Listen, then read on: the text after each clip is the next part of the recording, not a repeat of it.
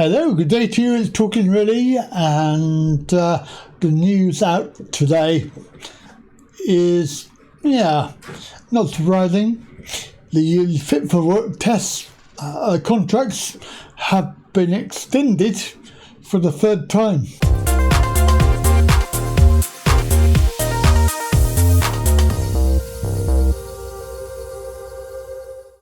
So the contracts for ATOS, CAPITA and MAXIMUS, this is for Fit for Work health assessment tests for PIP and ESA. The contracts have been extended, which means that they've had these contracts for 10 years, or they will have when it runs out. The third extension in a row may end up holding their contracts for a decade without going to tender. So this was in the Mirror, and the government is set to hand millions of pounds to outsourcing giants for running Fit for Work disability tests. ATOS, CAPITA and MAXIMUS are due to have their lucrative contracts for PIP and ESA extended for up to 2 years, and it will be the third time that it's been extended without going to tender. Of course, that is despite more than 450,000 sick and disabled people winning challenges against their assessments since 2013. In the first 3 months of this year, 2020, 17,598 people who were denied PIP or ESA had the test result overturned at tribunal. 3/4 of all ESA and PIP tribunal cases win.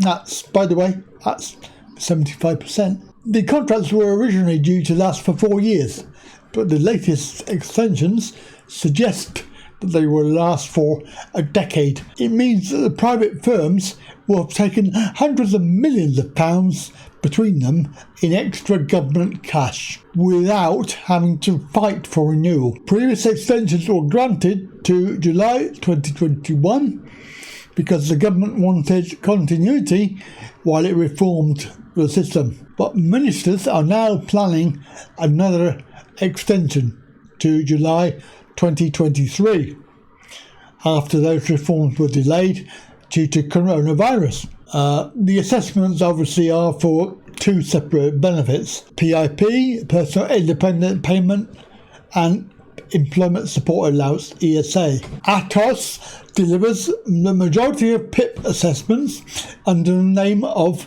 Independent Assessment Services, and the contract it's held since 2013. CAPITA also has a PIP assessment contract. ESA has been delivered since October 2014 by a firm called the Centre for Health and Disability Assessments Limited, whose parent corporation is the US company MAXIMUS. The latest announcements was made by Minister for Disabled People, Justin Tomlinson. He insisted that he was still committed to reforms, including a single integrated health assessment service on a digital platform. But he said, owing to COVID-19, we've had to review our commercial approach. The impact of COVID-19 means it's not possible to launch procurement at this time.